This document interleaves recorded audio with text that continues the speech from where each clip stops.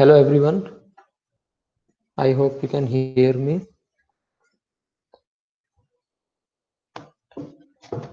Yes, sir. Okay, so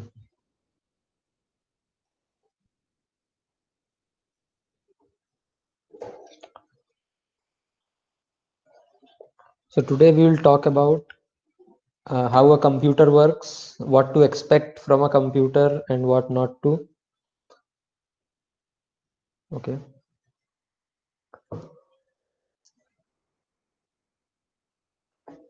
So let's see. So all of you know these are called digital computers that we most commonly use as opposed to analog computers. So what does a digital computer mean and what does an analog computer mean? Uh, so it is a machine. It gets some input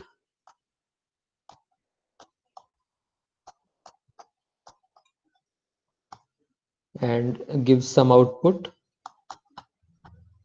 and takes some energy to do this processing. In case of our computers, the energy is electrical energy, okay, and it comes in the form of pulses in case of a digital computer that we use. So there is something called a clock, and a term that you may have encountered, clock speed, okay, or frequency,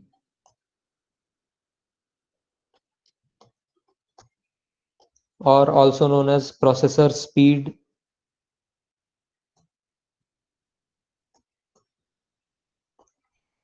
Okay, so for example, 2.3 gigahertz, this is the clock speed. So this is the rate at which or this is the frequency at which the energy is coming in. Okay, it comes in frequency, it comes in as a wave. So in case of a digital computer, the energy comes like this in the form of pulses. Okay, 0 1 0 1. So this means this is off right now. There is no energy coming in, no power coming in to the electronic circuit, to the processor CPU, and then there is a spike. So there is this pulse that comes in. This is 5 volts most commonly, and it can be converted to any other voltage depending on the circuit requirements. Okay, then again it switches off, then again it gives 5 volts and so on. So this 0 volt state and 5 volt state can be denoted by two numbers, 0 and 1. 0 means 0 volts and 1 means 5 volts. Now this the frequency of this wave is 2.3 gigahertz in a 2.3 gigahertz clock speed computer. Okay, so you can see how fast it flips. So a giga means about 10 to the power 9. So 2.3 into 10 to the power 9 times a second, it flips sign. It flips the voltage on and off. So that is how fast these computers are. So now what they are doing is they selectively decide which voltage to give to a particular circuit, either 5 volts or 0 volts. Okay, so that can be decided by some mechanism. These are known as bits, 0 and 1. Okay, and then there are gates you might have studied about: AND gate, OR gate, NOR gate, and so on. Okay, several kinds of gates. So these are logic gates. So let's say there are two inputs, and let's say in one of the inputs a 5-volt signal came in, and in the other a 0-volt signal came in. So what should be the output of this? So depending on that, you can create several gates. So if you want, let's say 5 volts, so this is known as an OR gate. Okay, in other words, if you have a 0 signal and a 1 signal, or in other words, you can call this a false and a true signal. Okay, there can be several names of these. Then what do you want finally? uh, in case of an OR gate, it will be a union of these two, so it will give 1 even if the input signals both of them are 1 1 1 and 1. Even in that case it gives 1. Only if both are 0 0, then it will give 0. Okay, otherwise it will give 1. Similarly, there can be an AND logic gate which gives, if the inputs are 1 1, then it gives 1. If one of the inputs is 0, then it gives 0. If both the inputs are 0, then it gives 0 again. So these are two simple gates, and OR. And then there can be more complex NOR, XOR, NAND, and so on. Okay, so these are the basic logic gates that are there, and then a combination of these logic gates will give you more complex things. Okay, so is it clear till now? Is there any question? So this is the beginning of how we form a computer.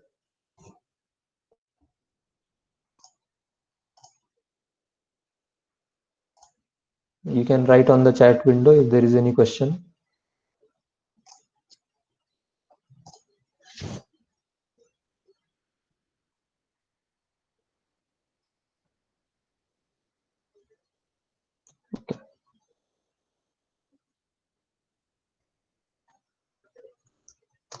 Fine.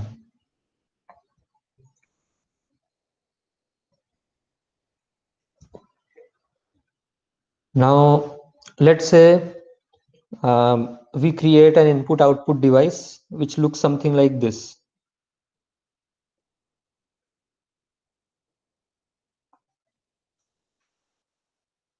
There is an input. Let's say you throw a ball inside this tube.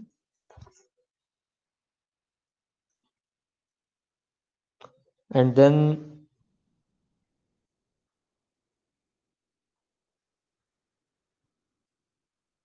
there is a plate like this which has a hole for the ball to pass through. Okay. Uh,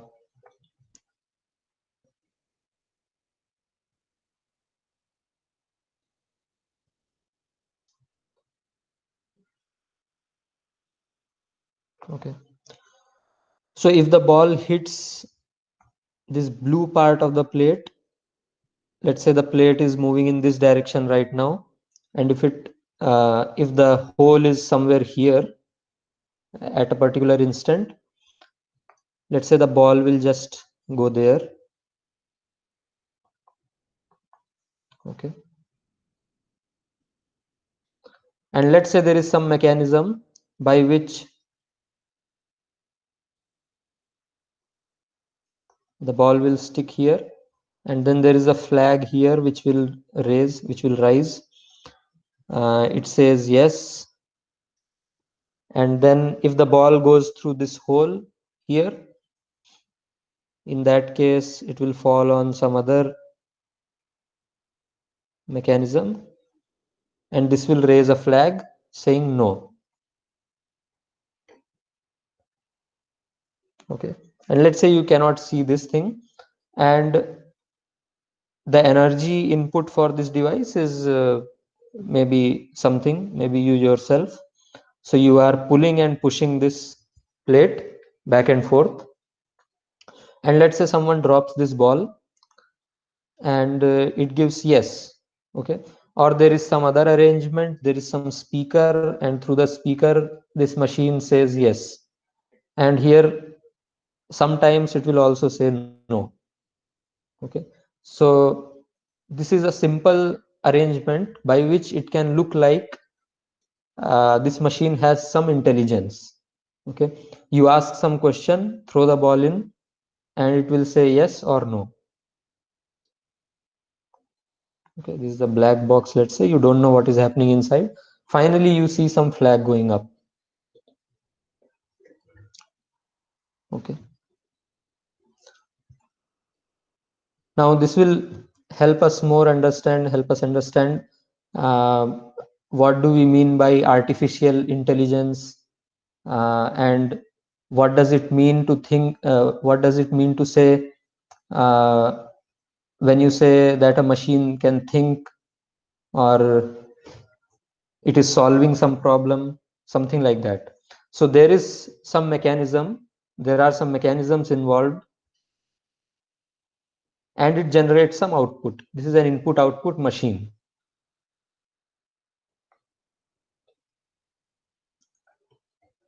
Okay, now yeah, let's see one more example of how a machine works, how we feel that a machine thinks. Let's say there is a room, there is a box full of, there is a room full of a library of books. Okay, all of these books look something like this. If you see one of the pages, you will see some symbol, and corresponding to that you will see some other symbols.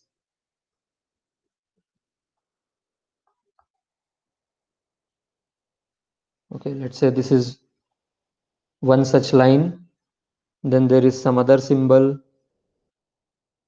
and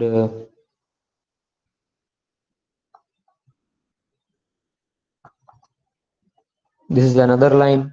Okay, so this, all these books tell you what you should write in place of this symbol. Okay, this is symbol manipulation.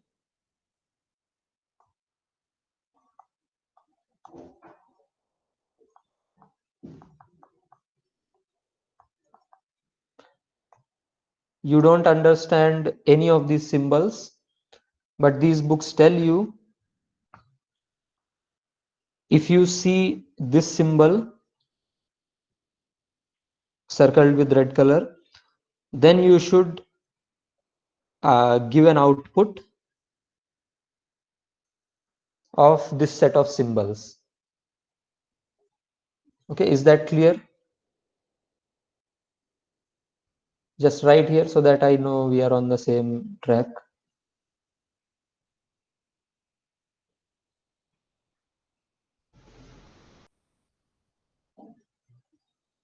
Okay.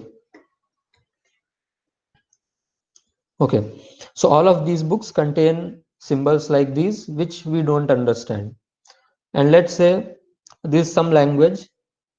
Okay, language, let's say this is Chinese.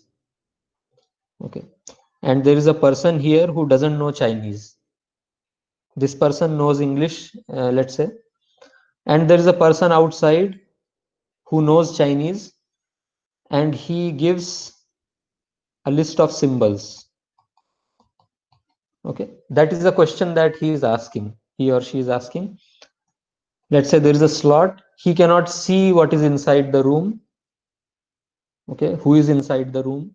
They can just pass this sheet of paper, let's say, So this person gives this sheet of paper to this person, and the person inside the room goes through all the symbols sequentially and responds with these symbols that he founds in this book, okay, and gives it back to the person outside. The person outside will think that the person inside the room understands Chinese, even though he does not understand a single word. Okay, he is just manipulating the symbols based on the rules that are given here. Okay, and you can select these rules, you can select these books such that it seems like the person inside has a personality. If a person outside asks, "How are you?" then the person inside, let's say the person outside asks this question, the person inside will go through all the books. Okay, let's say there is a book which says, if you have a combination of these symbols, you respond with this symbol. Okay, we are taking an example of English so that we all can understand. And there may be some books which say, if you see a set of these symbols, there has to be a large library of books for this, because you have to have all the combinations of symbols. Okay, if you see this, you say this, you write this. Okay, so based on the selection of these books, you can decide the personality of the person inside, although the person inside doesn't know what is going on.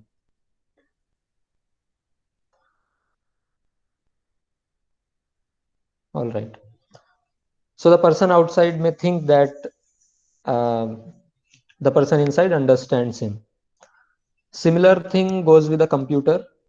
You have a set of rules defined, and the computer manipulates the symbols.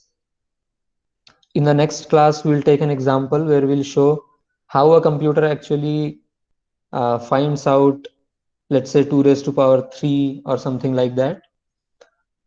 Although we know how to calculate this, we can multiply directly 2 into 2 into 2. But a computer cannot even multiply two numbers. Okay, because we have seen that there is a very weird way of working here. There is a pulse that is coming in of ones and zeros, or on and off, and there are multiple logic gates there. So how exactly a computer calculates 2 times 2 or 2 raised to power 3, we will see that in the next class. So what it does is, it actually does something called bit shifting. You can search about this.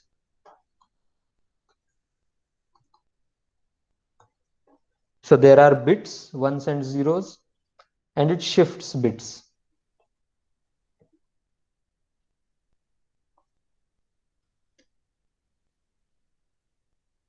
Okay.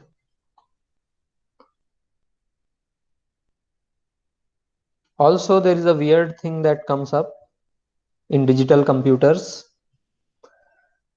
That is, all of maths cannot be represented on a computer. For example, if you have to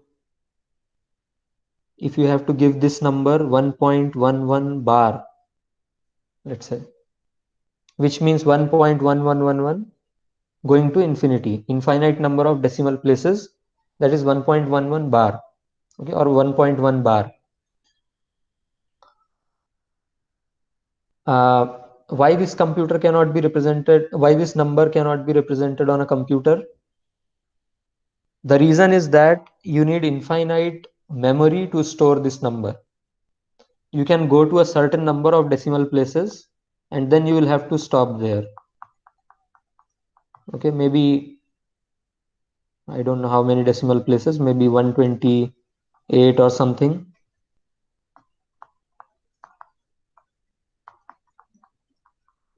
depends on the memory of a computer. You can go to those many decimal places and then you have to stop there.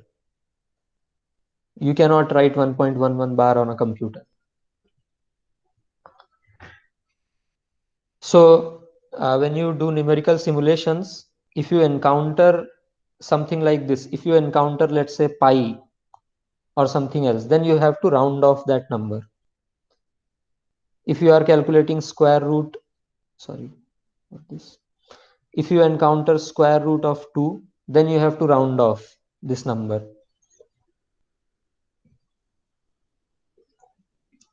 Okay.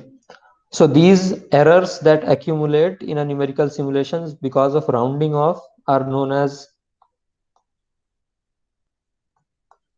round off errors.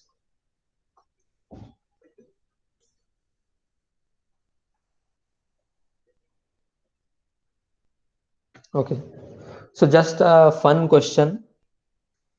How many of you think that a computer can think? In the sense that, in the way that we think.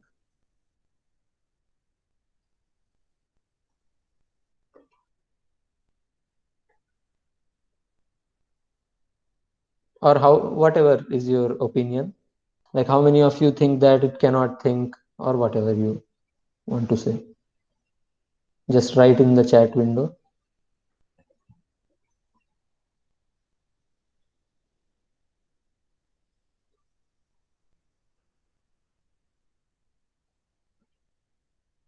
You don't have to explain, just you can write.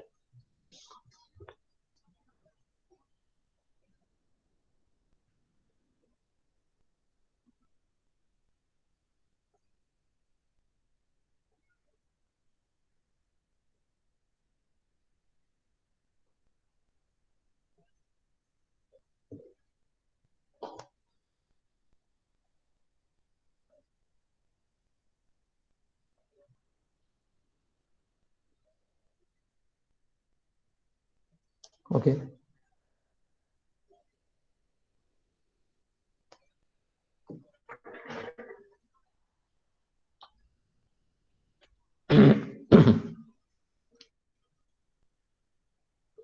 Okay.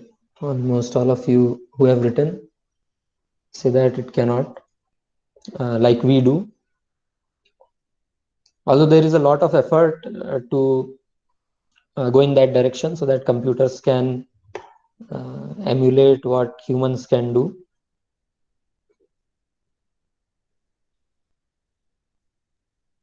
Yeah.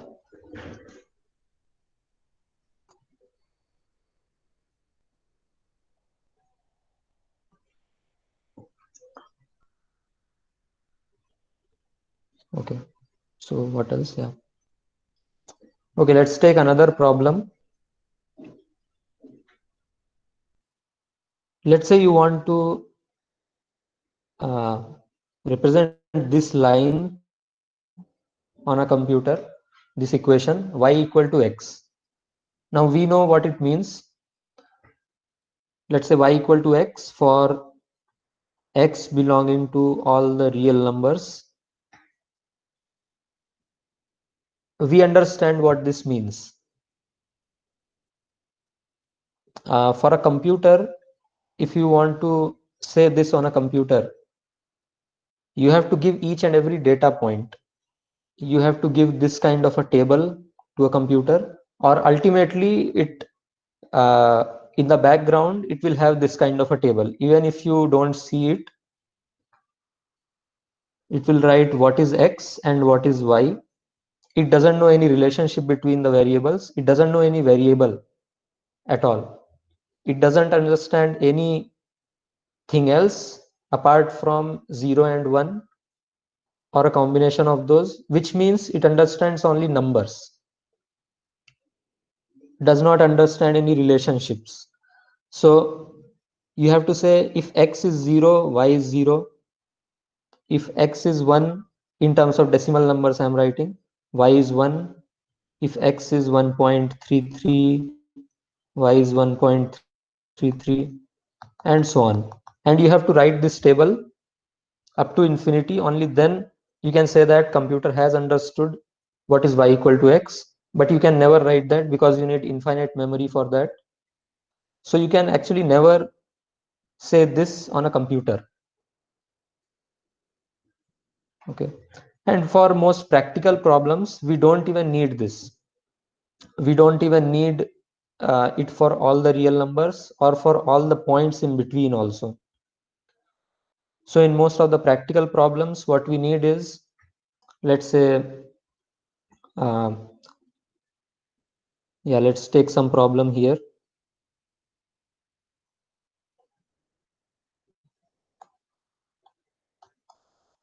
Let's say you have a string tied on one end and one end is going up and down. You are moving it, let's say. There is some input signal, okay, on one end. And you want to know the solution for the y position as a function of x and time. Mathematically, it can be solved. Maybe you know the solution, you have solved already in physics. Computationally, if you want to do it, practically you may not be interested in a very great resolution here. Maybe if you want to, if you start with 0 and let's say this is x equal to 10, if you know the solution at 0, 0.1, 0.2, 0.3 and so on, you may be satisfied with that. Practically in engineering problems, you may be satisfied with that. Or even if you don't know between 0 and 0.1 what is happening, let's say you want to calculate at 0.05, then you can just interpolate the y value between 0 and 0.1. Let's say these are the 2 points where you know the solution of y. Then you can see that in between these 2 points, it is almost linear. Okay. So you can just interpolate linearly to get your solution. Okay. So if you see, these are finite number of points.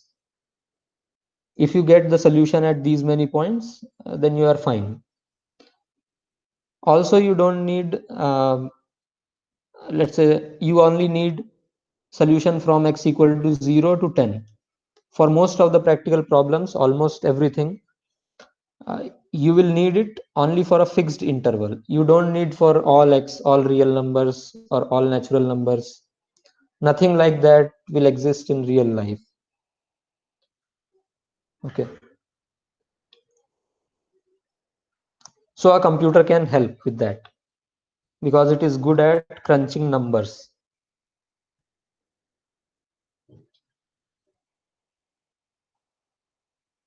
Okay. So that is about how a computer works. If there is any question, you can ask.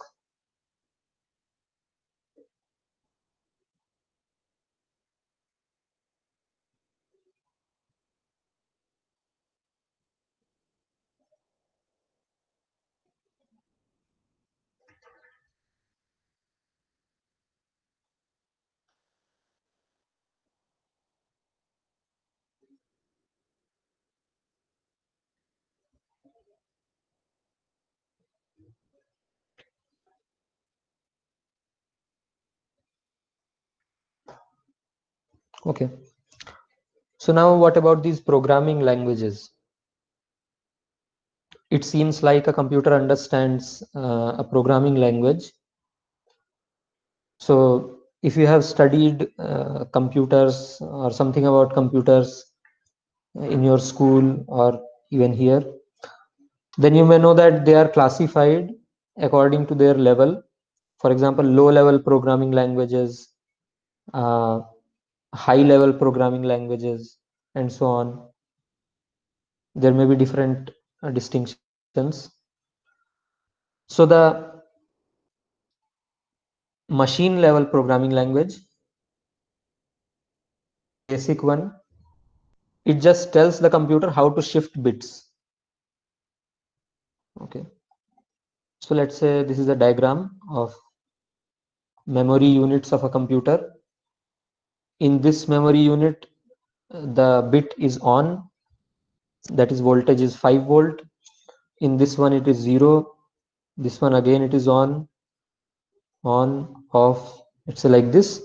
So this represents one number.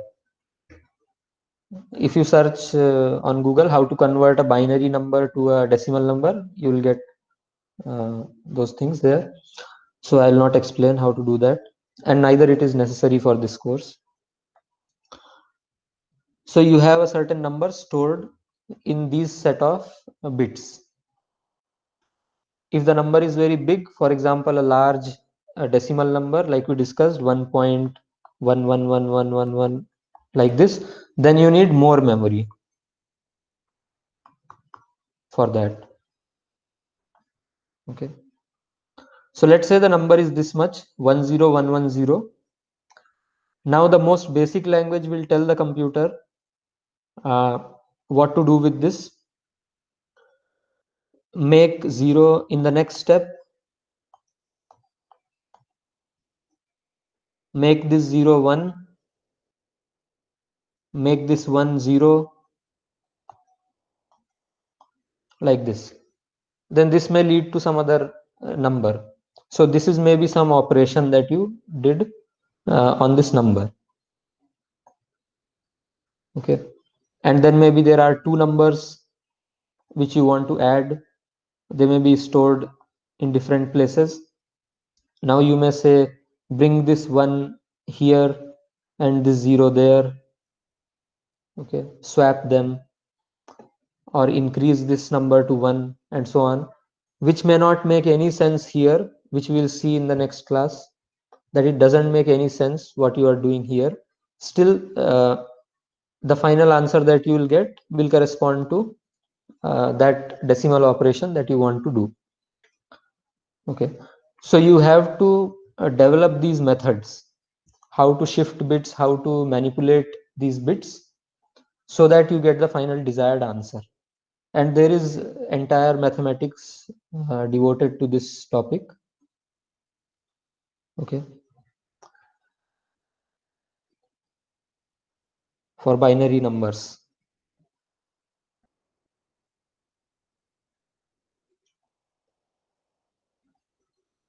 Okay, so now not everyone can do that. So there are then languages like C, Fortran, and so on, which have compilers and interpreters. So these are a set of rules. If you write, let's say, float d equal to 2.0, something like this, in C language, then what this interpreter does is it converts this line of code into several lines of codes which are in machine language, which a computer can understand. So it will write those lines, those set of instructions that we would have otherwise written if we did not have this C language. So it converts that and stores in a file.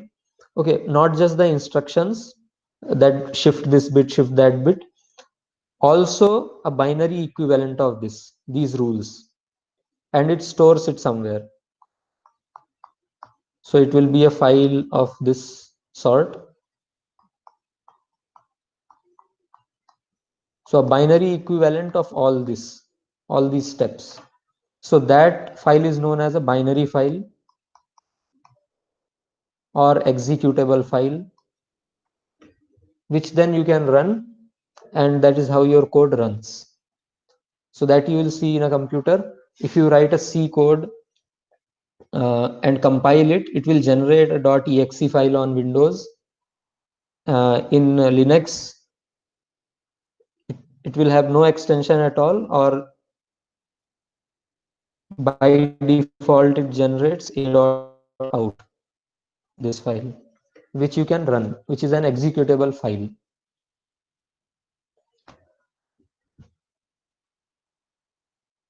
Okay. So this is how a code runs. In MATLAB, it is more user-friendly, even higher level. So you don't even have to write what kind of variable this is, how much memory should be allocated for this. It automatically decides for you. Okay, you just write d equal to 2 or something. It will automatically create some memory space in the computer for you and store this number 2 there. Okay.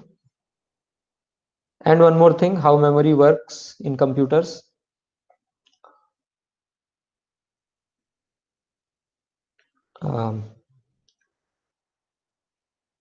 So let's say there are some numbers written here. What happens when you want to delete this file? Let's say this is stored here in the memory, hard drive or something, and you want to delete this file. You want to delete these numbers. So what it should do is set everything to 0, 0.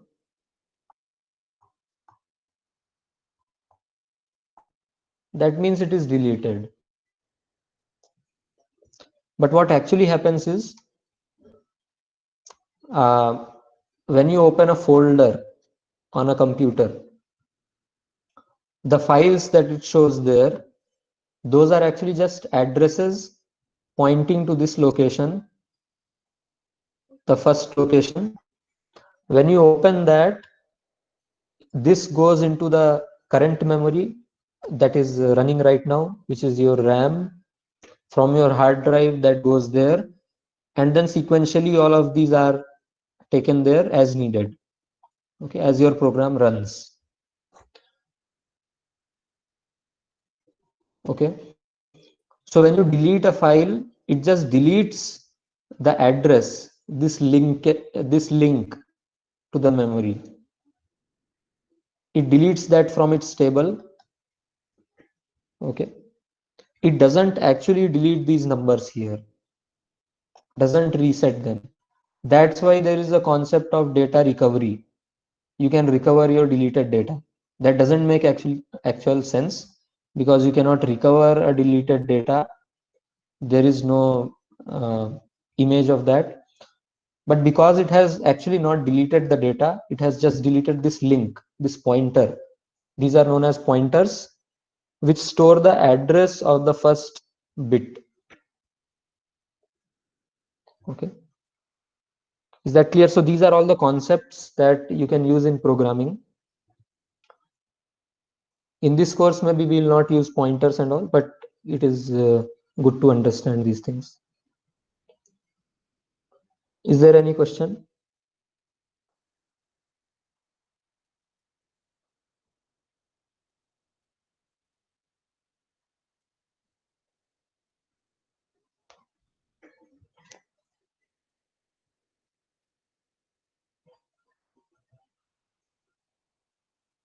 Okay.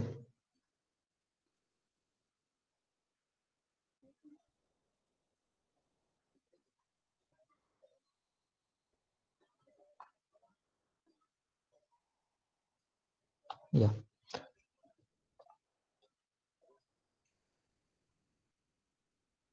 Mm.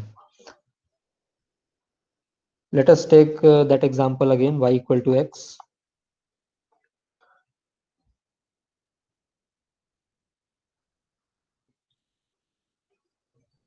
So just a bit about programming again. This is a continuous function.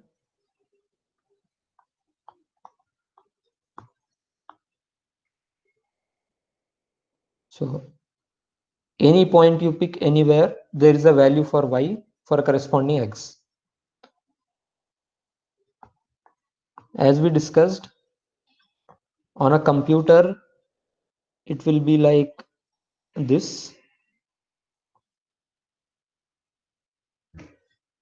This is known as discrete. This is a discrete function. This is not continuous.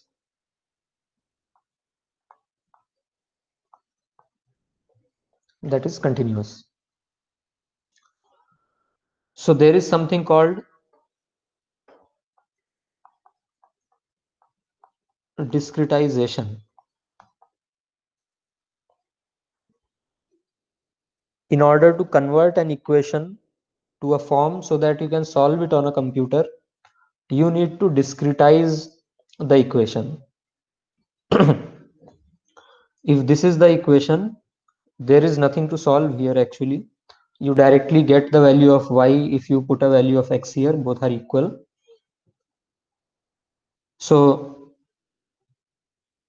the discretized form of this will be, let's say, y I equal to xi, you can say. So xi's are different points at which you know the data. So let's say this is x3, this is x1, x2, x3, x4, x5, and so on. So y5 equal to x5, y4 equal to x4, and so on.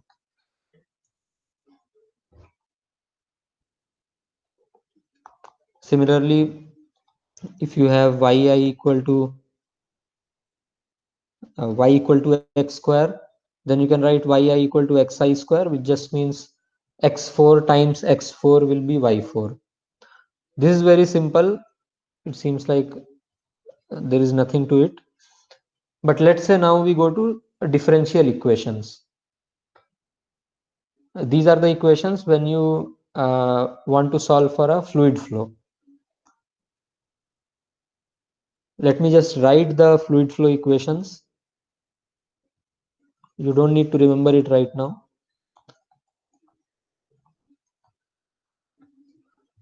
Del dot u equal to 0. This is the mass conservation equation.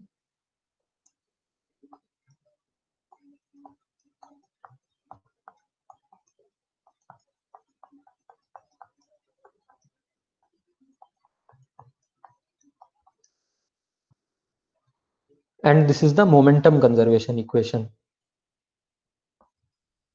which is another way of writing force equal to mass times acceleration for a flowing fluid, because mass is not constant. Okay. Just give me a minute.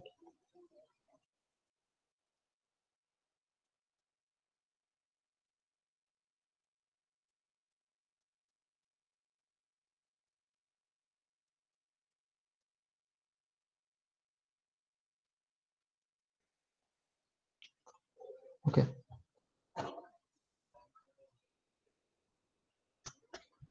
Yeah. So these are vector equations. In 3 dimensions, these are 3 equations, and this is 1 equation. So there are total 4 equations, and there are total 4 unknowns, 3 velocities in 3 directions, and 1 pressure. Mu is the viscosity, rho is the density if they are fixed. If they are not fixed, then there are some other equations that will come here. Okay, u is velocity again. D dt is the total derivative as opposed to a partial derivative, which looks like this. This we have discussed in the fluid mechanics course, but we'll discuss it again here in the future classes. Okay. Now, let's take this equation first, the continuity equation, the simplest. For 2 dimensions, it can be written like this. If you want to discretize this derivative, how do you do that? Because a computer does not know how to differentiate, how to integrate all of these things. You can write in terms of addition, subtraction, multiplication, division, all of these things.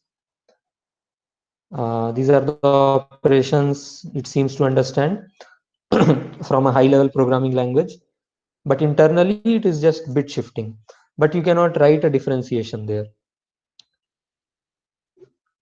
There are some softwares like Maple, Mathematica. There you can give a differentiation like this symbol, and it will convert it. somehow internally to addition, multiplication, subtraction, division, things like that. Okay. But in these languages, you cannot do that. C, MATLAB. So let us try to convert this to a discretized version. Let's say this is x, this is u. Let's say this is a function. And now you know this value at discrete points. You don't know this continuous function, u versus x, on a computer. You have a table of u versus x, that is all. From that, how can you calculate this derivative? One way to do is this. So mathematically, the definition of dou u by dou x is limit delta x approaching 0 u2 minus u1 by x2 minus x1.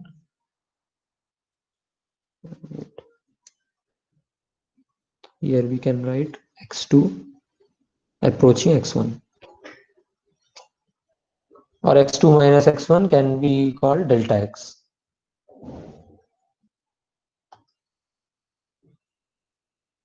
Okay, so now to approximate this with some error, we can say that x2 is very close to x1. We are choosing these 2 points very close to each other, but they are not actually the same point. So we can approximate this as u2 minus u1 by x2 minus x1, given that they are very close to each other. This is an approximation. Now, which 2 points are 1 and 2? You can choose this as 1, this as 2. If you want to calculate the derivative at this point, let's say. I think yeah, the circled point. You can also choose this as 1 and this as 2.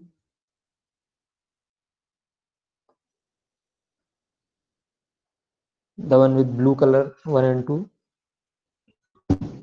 For the same point, you can also choose this as 1 and this 2 in the green color.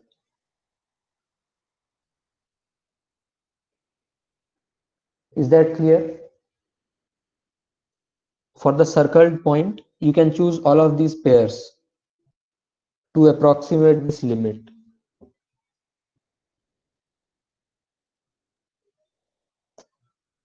Is there any question you can ask?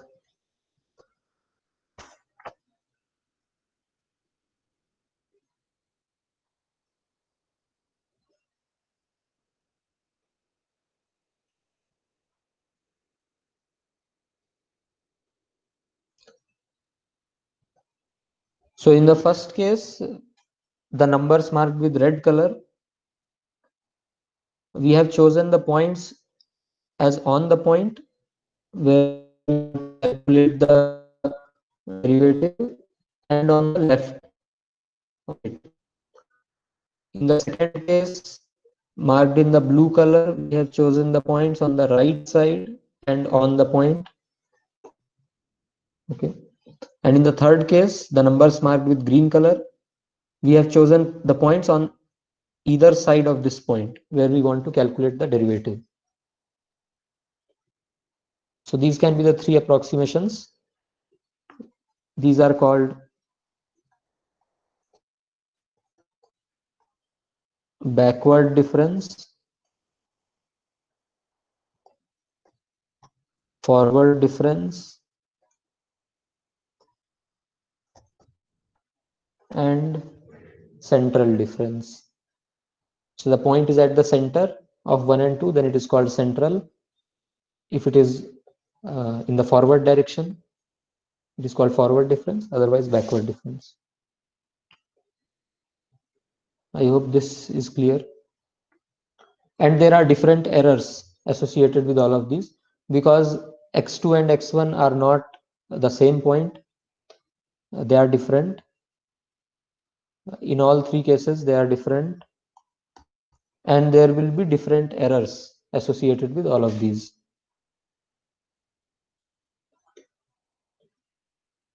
Okay. So if you write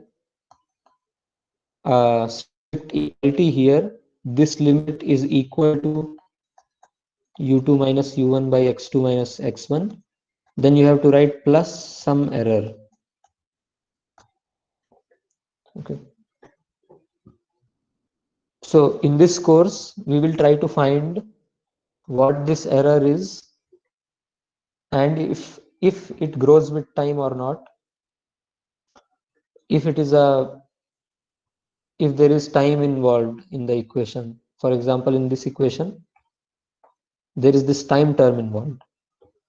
So with time, the error may grow, which can cause the simulation to go somewhere else, okay, away from the actual solution and so on,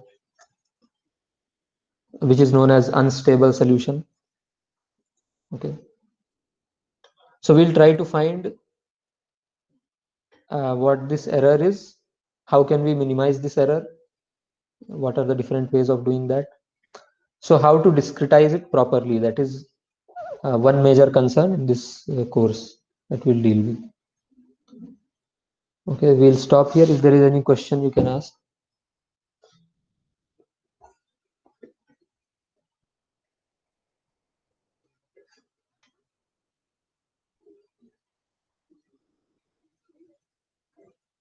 Okay, thank you.